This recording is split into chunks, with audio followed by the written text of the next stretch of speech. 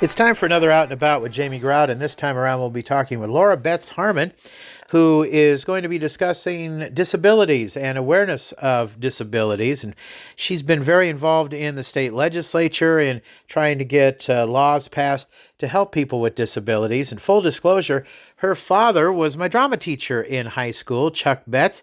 He was also involved in several Newton Community Theater plays and continues to be involved in theater. And we'll hear what Laura has to say in just a few minutes. But first, a word from our sponsors, including Newton Clinic. And your blood pressure can help you catch serious issues like heart disease ahead of time. Monitoring your blood pressure is one of the simple ways you can take control of your health. When you see something unusual in your blood pressure, Newton Clinic is here to help you get to the bottom of it. Ryan's Tire and Auto in First Avenue in Newton. At Ryan's Tire and Auto, they don't offer percentage discounts, phony sales pitches, or misleading ads. At Ryan's Tire and Auto, their everyday prices and commitment to service smash the competition. Stop in and see them at Ryan's, because at Ryan's, the owner is the person who you always deal with. They truly appreciate this great community at Ryan's Tire and Auto on First Avenue in Newton. And also, stop in and see Justin Goodfellow, your American Family Insurance agent.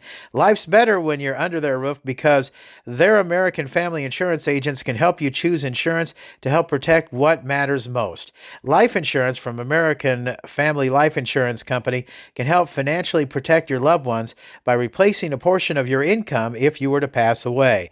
That means your family could have the help they need to continue to pursue their dreams. Contact Justin Goodfellow, agent at Justin Goodfellow Agency, LLC, at 641-792-8438 today. Products not available in all states. American Family Life Insurance Company, 6000 American Parkway, Madison, Wisconsin. Time for another Out and About with Jamie Grout, and this time I'm with Laura Betts Harman.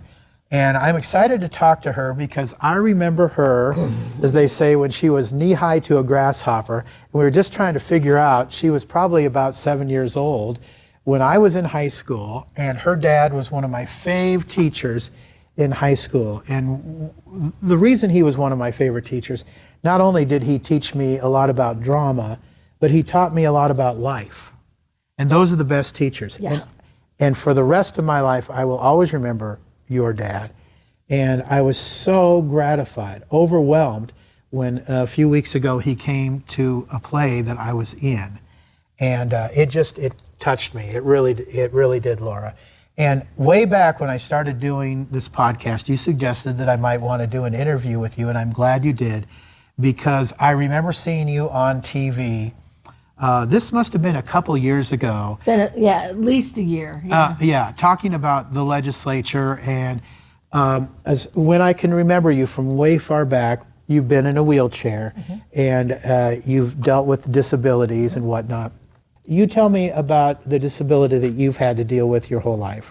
So it's called Spina Bifida. Okay. I'm on the board in the Spina Bifida Association of Iowa. I'm wearing my little jacket. And it is a birth defect that involves the spine, obviously. And either there's an opening where your spinal column is, you can see it, or there's kind of a sac that comes out of your back with spinal fluid. It's still open. So when I was born, obviously there weren't ultrasounds, there weren't all those things. And so it was a surprise to my parents. And basically, my little small town hospital thought I was going to die. And I was able to be flown to Iowa City, and they saved my life. Wow. And they've saved my life many times.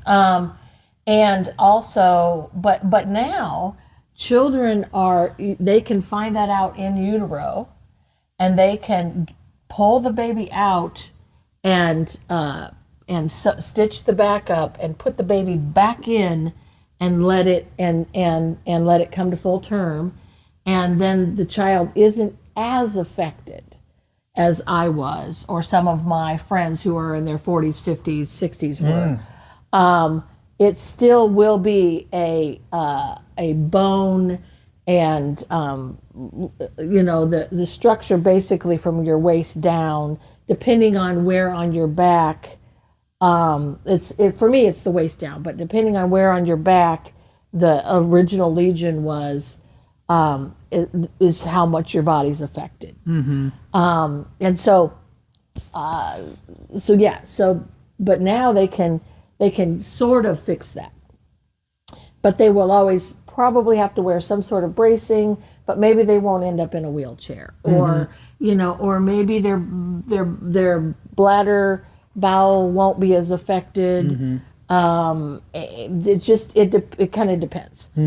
But they definitely are. There's definitely been great strides in that area, and in like the area of bracing and that kind of thing that I didn't have as a kid. So but I also feel like I pioneered that a little bit. Sure. And so, and I joke a lot about how I raised a lot of doctors in my time. Oh, well, sure. You helped them out. I did, because I went to the University of Iowa for all of my orthopedic care, and it's a teaching hospital, and so I always had med students involved, and always had. So I was always teaching up the next group just by me being who I was and them treating me. So you're always advocating for people with disabilities, Laura. Tell us about that adventure you've been on. Well, I was born in this body, and so I figured I would use that as an ability to first of all, we're out in the world. We work, we drive, we do things, and so it's good to have people who are different out in the world. And then I can also, go to schools and go.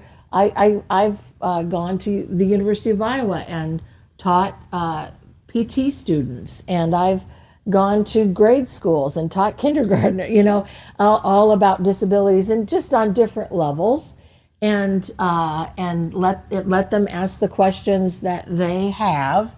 And sometimes it's just, what's wrong with your legs? And then I say, my legs aren't as strong as your legs. It's usually a child. My legs aren't as strong as your legs, and so I have to wear these braces. And then they kind of go, okay, and move on. They don't, They don't judge. They don't judge, and they don't, that's all they needed to know. They didn't really need all the things, And so I just think it's important to just be out in the world and talk about, I went through a spate of posting pictures online of people that are parked in handicapped spaces and that shouldn't have been there, and it's just, it just things that bug me, things that, they're there for a reason. Sure. And so are the lines next to them. Sure. Those are for people who have to be in wheelchairs permanently and have little ramps that come out of their vans, so they have the space to get out of their vehicle. So don't park in those either. That kind of thing.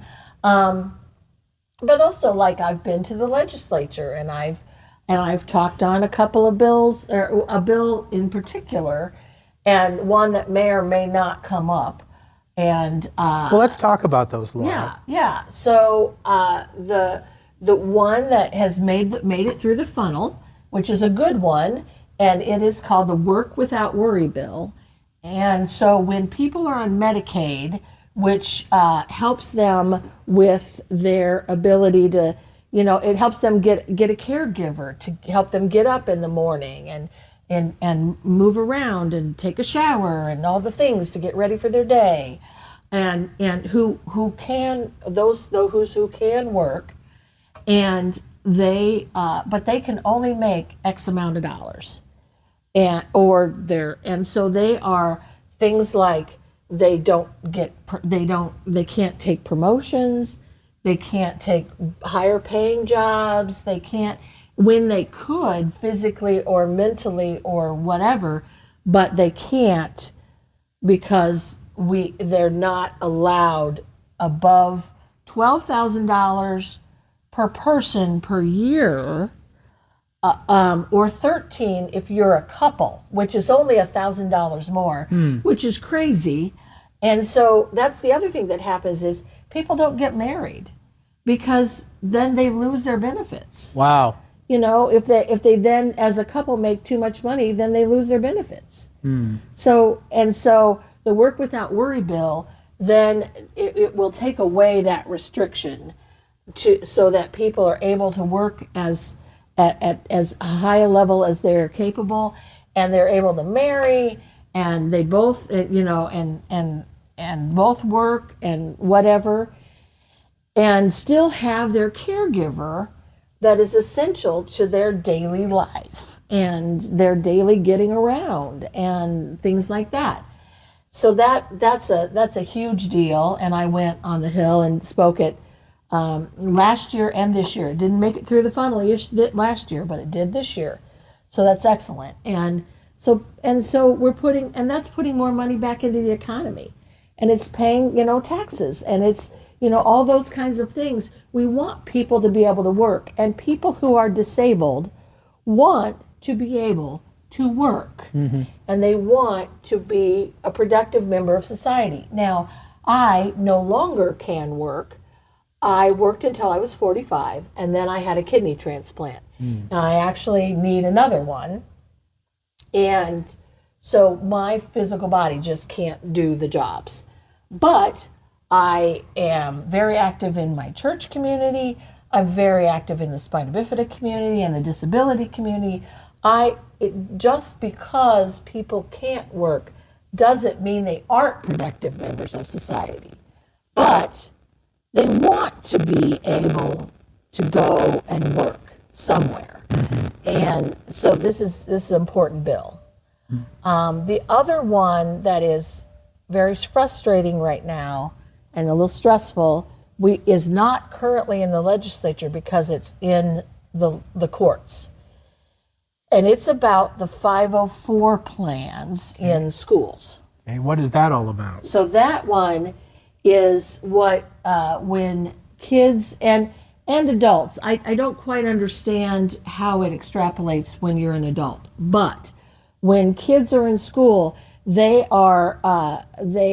sort of like an IEP, which is a plan for their education. It's a plan to help them, they need to be able to go to the nurse to get their meds, so they need to leave class. They need to be able to have extra time. They need to be able to have, it's a plan to help their education and give them the equality in their education that they need. And there's some new wording in the education plan that some of our AGs don't like. There's 17 states, and so they've taken this opportunity to just want to scrap the whole thing and not let kids have that plan, instead of just reworking it. Okay, so they're not getting equality in their education now. They are now, but the 17 attorneys general that are in court right now, which our state is one of them, are trying to just scrap the whole plan instead of rework the wording that they don't. There's some wording in it that they don't like. What wording? Well, and I don't mean to get into technicalities here or complications, but I'm curious about the wording that they don't like, if it is correct now. Well, so they've changed that. I think that there's been some changes, and the changes are the thing that seems to be the problem.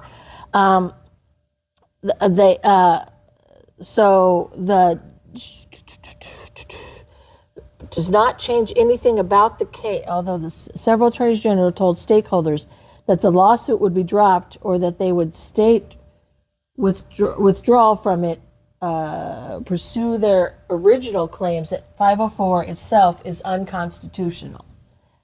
The AGs also reiterated that they will continue to challenge portions of the regulations related to community integration and Olmstead, which is one of the acts that's passed years and years ago, which requires states to provide services in the most integrated settings. The integration regulation protects our rights to participate in our community with supports instead of being segregated in institutions or separate classrooms. So we need to call our governors, and because we need to be able to be in the classrooms with the other kids. You know, so I am old enough that I didn't have any of those things. They weren't in place yet. IEPs weren't in place yet when I was a kid. But I was just in the classroom with other kids. And at gym, it's unfortunate now, but at gym class, I just kind of got to do whatever I wanted. I got to be the referee instead of play volleyball, which now they would find a way to integrate the kids to be able to play volleyball. So you'd be, nowadays, if you were a kid, you'd play volleyball instead of being the referee. Right, exactly. So you would be integrated. They would figure out a way. I know that when I was a kid, I would play baseball and I would hit and somebody else would run for me just because I really can't run that fast. Sure. And so things like that. And that was great. And so they did try, but they didn't have the mandates that said, hey, this has to happen. And to be out in the world, there should be, and this doesn't, I think when people think of disabilities, they don't think of things like diabetes is a disability.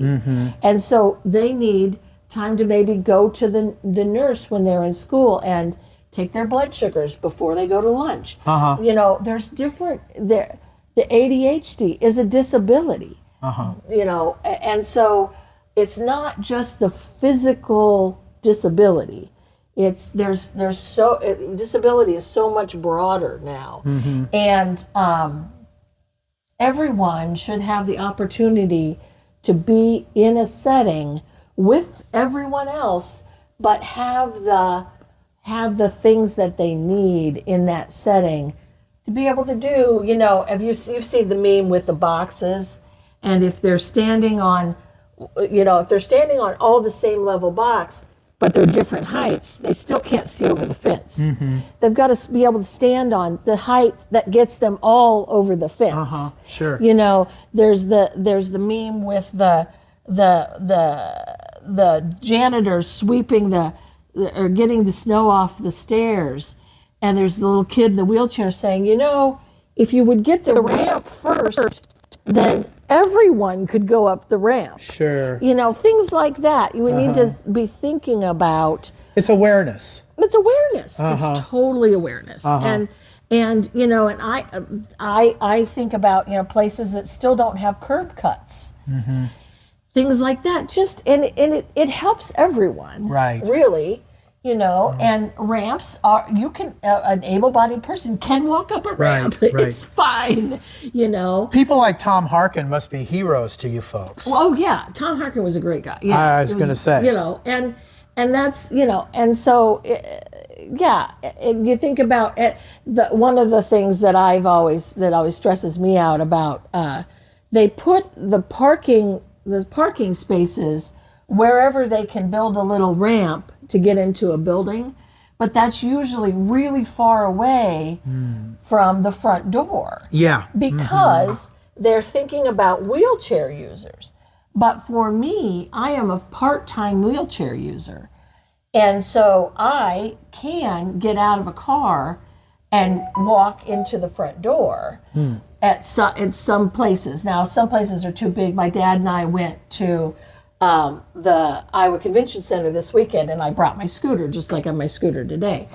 But, you know, I go into a restaurant or something like that. I can walk in from near the front door, but there's no curb cut there. So I have to struggle to get up the curb. Oh. You know, when they could put one more curb cut there, even though it's not a handicap spot necessarily, but that still would help everyone. So, Laura, in that case, are you trying to get the legislature to try to create more curb cuts? Well, is there a way of doing that? That's not something that's happening right now, but it's just something that, you know, to kind of niggle in people's ears about.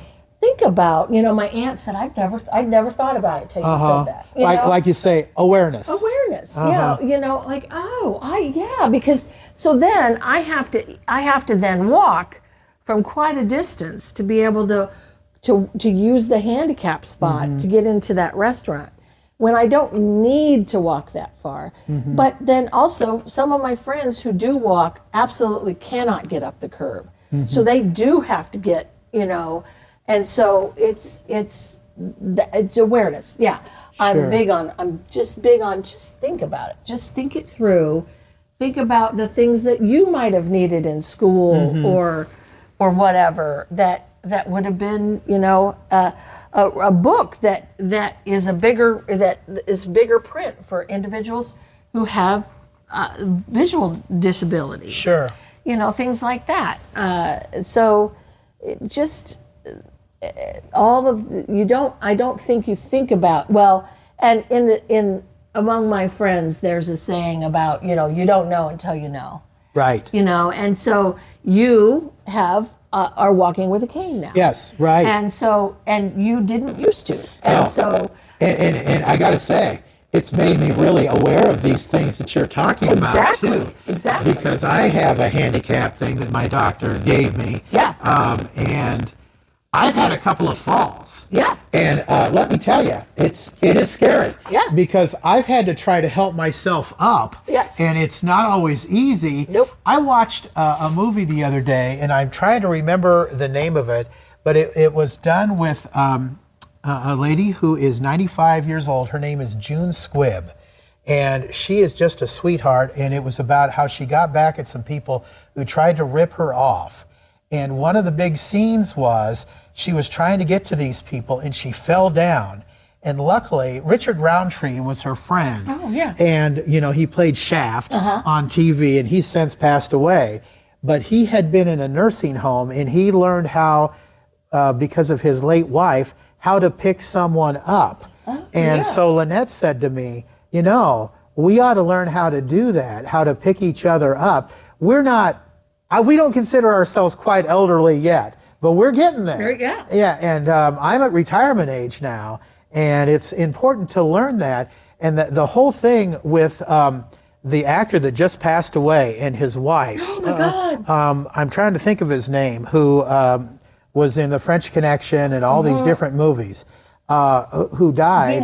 Gene Hackman. It left me too there for a second. Yeah, Gene Hackman and his wife. To look in on the elderly from time to time and see how they're doing, especially if they don't have any kids or close relatives, it's very important that you look in on them and see how they are doing from time to time, because as you say, awareness of the handicapped, of the elderly, of the disabled, all these people need care, they need help.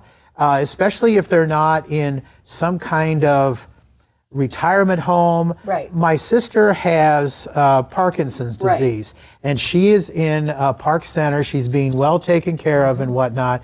But it's for us, for my significant other and myself, we're in the house. And you're right, Laura. I mean, I am so much more aware than what I was even 10 years ago now. Well, and the other thing is, I like to have people think about, if you are lucky to get old enough, you will work yourself into a disabling condition. Your eyes will start to go. Right. Your hearing will start to go.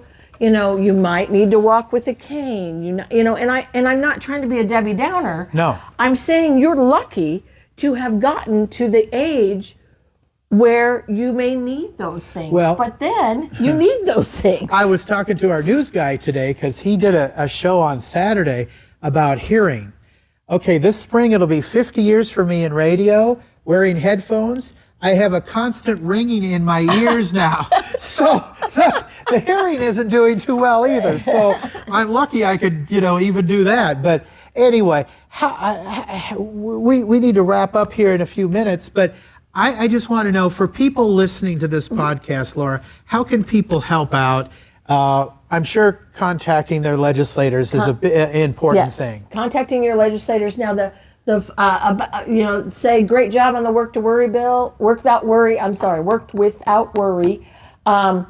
And then, people, the 504 thing is still in the legal system. So, and you will know when it gets out of the legal system, and things like my Spina Bifida Association will say something, the legislators will say something. Josh Turek, who is in the legislature, he's got spina bifida. He will definitely be on this. And yeah, contact your legislators. Say, hey, what's going on? What's up with that? We really need to drop this lawsuit. These kids need their education the way that they need it. Sure. And like I said, think about who actually all might need that. Because it's not just people like me that have a very visual physical disability. People, I hear blind people all the time say, people don't think I'm blind because I have a little bit of sight and I can look in their direction because I know where their voice is coming from. So it looks like I'm looking at them, but I'm not. So they need things in their education. They need things out in their world to be able to work, and special accommodations. And that's what the 504 plan is. How can people help out with the Spina Bifida Association? We can. They can get on our website, our Facebook page. October is Spina Bifida Awareness Month, and we have a walk and roll where we like I would make a team, and then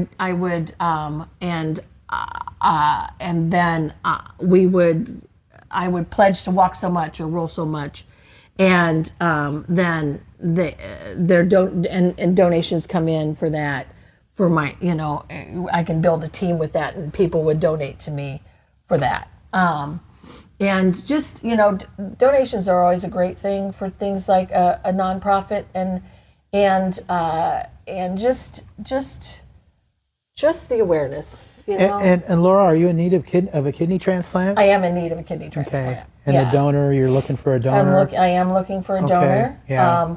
I am also I'm currently working on getting on the transplant list. Yeah. They would like me to have a live donor. I'm a little bit of a complicated situation because of how my body is. But I have had one and I can have another. And so I've got a couple more things I have to do to officially, I'm going to go to the University of Minnesota this time and get a transplant there. And everyone that goes through a transplant goes through this gauntlet of they have to test your heart and test your colon, make sure there's no cancer, there's no heart disease, there's nothing that would impede you from living a good long life other than you need a kidney. Okay. And so, and I'm getting through those with flying colors. It's no big deal. And then I'm looking for a live donor so that they can plan a surgery instead of it being 2 a.m. and them happening to have a kidney for me. Sure. And so that they can plan out the surgery better. Okay. Well, thoughts and prayers are with you, Laura. Thank you. You bet.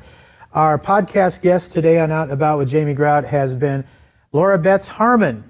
You can check out the shortcast video at outandaboutwithjamiegrout.com. This podcast also sponsored by Tony Pesca, IR Realty. Give her a call at 641-417-8484. Tony Pesca, IR Realty, 641-417-8484. She found the right house for Little Red and myself. She'll find the right house for you.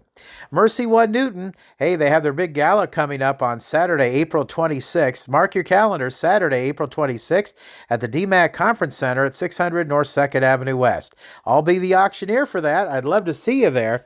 Now, their social time and silent auction gets underway at 5:30. At 7 p.m., they have their dessert auction and dinner, and the live auction gets underway at 8:30. That's Saturday, April 26th. Also by Willowbrook. Check out Willowbrook. My sister went to Willowbrook for a period of time, and she loved it there. Make your loved one's day by enrolling them in Willowbrook, a Wesley Life Adult Day Center. Willowbrook on the Park Center campus provides a welcoming and stimulating environment that allows participants to maintain independence while receiving support and encouragement. Social engagement, companionship, and enriching opportunities are provided to give participants a purposeful and fulfilling day. Willowbrook's person-centered care includes exercise focused on total health and well-being and programming that includes music therapy, pet therapy, guest speakers, outings, and much more.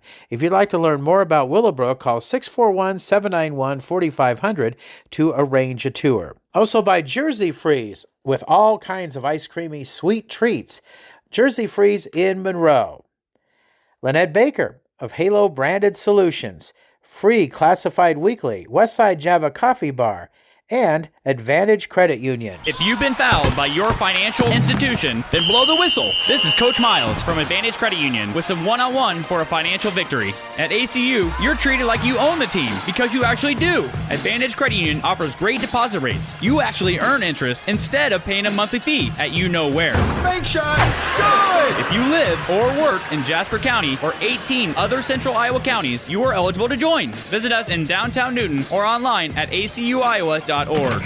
It's a game winner at ACU. Member NCUA. Until next time, out is out. See ya.